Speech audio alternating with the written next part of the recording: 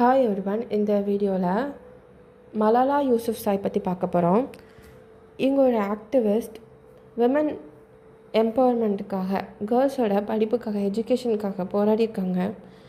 அதனால் தாலிபான்ஸால் சுடப்பட்டு ரொம்ப கிரிட்டிக்கல் ஸ்டேஜுக்கு போய் கடைசியில் அவங்க லண்டனில் இருக்கிற ஹாஸ்பிட்டலில் ட்ரீட் பண்ணப்பட்டு குணமாகி அதுக்கப்புறமும் விமனோட ரைட்ஸ்க்காக, அதாவது கேர்ள்ஸோட எஜுகேஷனுக்காக போராடிட்டுருக்காங்க.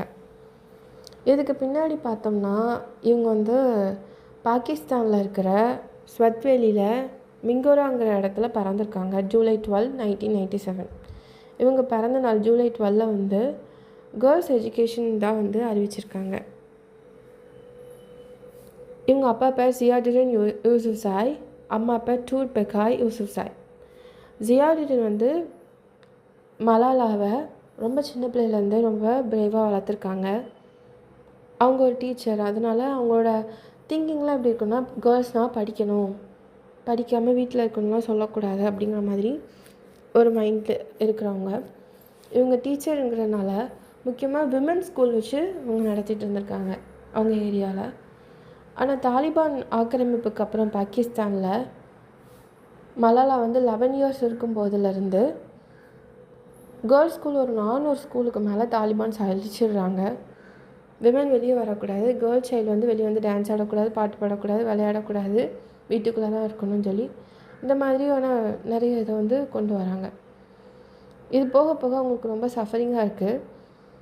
ஸோ கல் மக்காய் அப்படின்னு ஒரு பேரில் பெண்ணேம், இதை பெண்ணேம் சொல்லுவாங்க. இந்த நம்மளோட பேருக்கு பதிலாக இன்னொரு பேரை யூஸ் பண்ணி இன்னொருத்தவங்களுக்கு நம்ம இதை சொல்கிறது. ஸோ கல் மக்காய் அப்படிங்கிற நேமில் பிபிசிக்கு ஒரு பிளாக் மூலியமாக இங்கே என்ன நடக்குது அப்படிங்கிறத பற்றி சொல்கிறாங்க. வெளி உலகத்துக்கு அவேர்னஸ் க்ரியேட் பண்ணுறாங்க. வெளி உள்ளவங்க தங்களை காப்பாற்றுவாங்க. பாகிஸ்தானில் இருக்கிற கேர்ள்ஸோட எஜுகேஷனுக்காண்டியும் அவங்களோட ரைட்ஸ்க்காண்டியும் இது பண்ணுவாங்கன்னு சொல்லி அவங்க இந்த மணிக்கு இன்ஃபர்மேஷன்ஸ்லாம் கொடுத்துட்டு இருந்திருக்காங்க. இன்ஃபர்மேஷன் மீன்ஸ் ஜஸ்ட் நியூஸ், இப்படி இங்கே நடக்குது, நாங்கள் சஃபர் பண்ணுறோம் அப்படின்னு. ஸோ இதை தெரிஞ்சுக்கிட்டு தாலிபான் அவங்க ஒரு 12 இயர்ஸ் இருக்கும்போது அக்டோபர் 9, 2012 அவங்கள தாலிபான் கன்மேன் அவங்க பஸ்ஸில் ஸ்கூல் போயிட்டுருக்கிறப்போ, ஸ்கூல் போயிட்டு வீட்டுக்கு வர்றப்போ அவங்க தலையில் சுட்டுடுறாங்க. அவங்க ரத்த வெள்ளத்தில் கிடக்கும்போது அங்கேருந்து இங்கிலாண்டுக்கு விமானம் மூலியமாக அவங்கள ட்ரீட்மெண்ட்டுக்காக கொண்டு போகிறாங்க. அங்கே நிறைய சிகிச்சைக்கு அப்புறம் ரொம்ப கஷ்டப்பட்டு அவங்கள பிழைக்க வைக்கிறாங்க. ஈவன் அவங்க பிழைச்சிக்கிட்டாலும் அவங்க பிரெயினில் டேமேஜ் இல்லைனாலும் அவங்க முகத்தில் இருக்கிற வலது பக்கமோ இடது பக்கமோன்னு சரியாக தெரில, பட் ஒரு பகுதி உங்களுக்கு செயலிழந்துடுறது. அதுக்கப்புறம் நிறைய முயற்சிகளுக்கு அப்புறம் அவங்க ஓரளவுக்கு ரெக்கவர் ஆகி வந்துட்டாங்க. இப்போ அவங்க ஃபுல்லாக எங்கே இருக்காங்கன்னா இங்கிலாண்டில்.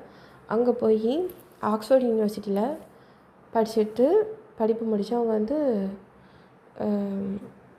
விமனோட கேர்ள்ஸோட பொதுவாக 12 இயர்ஸ் ஆஃப் எஜுகேஷனுக்கு ஒரு ஃபண்டு மணிக்கு இது பண்ணி அவங்களுக்கு ஹெல்ப் பண்ணிகிட்ருக்காங்க. உலகத்தில் இருக்கிற எல்லா கேர்ள்ஸோட படிப்புக்காக கண்டிப்பாக படிக்கணும். Free, safe, quality education for all girls world wide. So இவங்க இவங்களோட ஆக்டிவிஸ்ட்டுக்காக, இவங்களோட போராட்டத்துக்காக டிசம்பர் 2014 இவங்களுக்கு 17 வயசு இருக்கும்போது நோபல் பீஸ் ப்ரைஸ் கொடுத்துருக்காங்க. இவங்க இதை யார் கூட ஷேர் பண்ணிக்கிட்டாங்கன்னா, கைலாஷ் சத்யார்த்தி. இவர் இந்தியன் சில்ட்ரன் ரைட்ஸ்க்காக போராடினவர். அவங்களும் மலாலாவும் கைலாஷும் இந்த நோபல் ப்ரைஸ், பீஸ்க்கான நோபல் ப்ரைஸை ஷேர் பண்ணிக்கிட்டாங்க. தென் இவங்களோட பிறந்தநாள மலாலா டே அப்படின்னு சொல்லி குளோபல் ஸ்ட்ரகிள் ஃபார் எஜுகேஷன் அறிவிச்சிருக்காங்க. யூஎன் மெசஞ்சர் ஆஃப் பீஸ் அப்படின்னு யுனைடெட் நேஷன்ஸ் இவங்களுக்கு ஒரு கேர்ள்ஸோட எஜுகேஷனுக்காக அவங்க போராடுறதுனால இந்த ஒரு பதவியை அவங்களுக்கு கொடுத்துருக்காங்க. தென் இவங்க 2 புக் எழுதியிருக்காங்க. 2 புக்கில் ஒரு புக்கு ஐ எம் மலாலா.